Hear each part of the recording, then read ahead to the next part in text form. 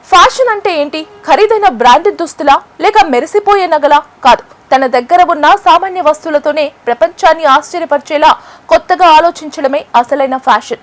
క్రియేటివిటీకి హద్దులు లేవని, ఆత్మవిశ్వాసమే అసలైన అందమని నిరూపిస్తున్నాడు ఒక వింత ఫ్యాషన్ ఐకాన్. ప్రస్తుతం సోషల్ మీడియాలో ఎక్కడ చూసినా ఇతని డ్రెస్సింగ్ స్టైల్ గురించే చర్చ. ఇతని పేరు క్యాల్యూపిటిక్స్. ఇతని ఆహార్యం చూస్తే ఎవరైనా సరే ఒక్క క్షణం నోరెళ్లబెట్టాల్సిందే. పాత ప్యాంట్లు, చిరిగిన షర్ట్లు, వందలాది షూలతో ఇతను సృష్టిస్తున్న ఫ్యాషన్ ప్రపంచం ఏంటి? అసలు ఈ క్యాల్యూపిటిక్స్ వెనుక ఉన్న ఆ అద్భుత సృజన ఏంటో ఇప్పుడు చూద్దాం. ఈ చిత్రంలో కనిపిస్తున్న వ్యక్తిని చూడండి. ఇతని డ్రెస్సింగ్ స్టైల్ సామాన్యంగా అనిపించకపోవచ్చు. పాత ప్యాంట్లు, షర్ట్లు మరియు షూలను కలిపి ఒక అద్భుతమైన ఆర్ట్ లాగా మారుస్తాడు ఈ క్యాల్యూపిటిక్స్. సాధారణంగా మనం పనికిరానివి పడేసే వస్తువులను ఇతను తన ఫ్యాషన్ స్టేట్మెంట్ గా మార్చుకుంటాడు.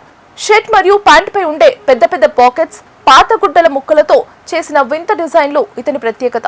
ముఖ్యంగా అతని వెనుక ఉండే వందలాది పాత షూల గోడను చూస్తుంటే అతనికి ఫుట్వేర్ మరియు లెదర్ వస్తువుల మీద ఉన్న మక్కువ ఏంటో అర్థమవుతుంది. అయితే ఇక్కడ గమనించాల్సిన విషయం ఇతని డ్రెస్సింగ్ మాత్రమే కాదు, ఆ వింత డ్రెస్సులను వేసుకొని ఇతను ప్రదర్శించే తీరు.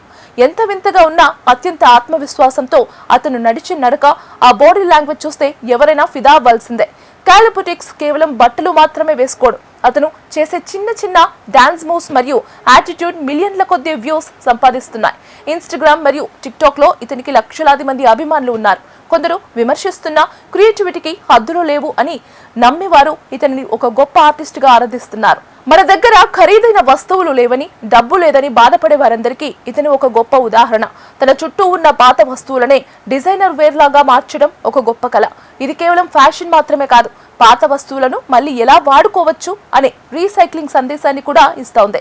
పాత చెత్త నుంచి కూడా ఒక అద్భుతాన్ని సృష్టించవచ్చని క్యాల్యూపిటిక్స్ నిరూపిస్తున్నాడు. ఫ్యాషన్ అంటే కేవలం అందంగా కనిపించడం మాత్రమే కాదు, మనల్ని మనం ప్రపంచానికి ఎలా ఆవిష్కరించుకుంటున్నాం అనేదే ముఖ్యం.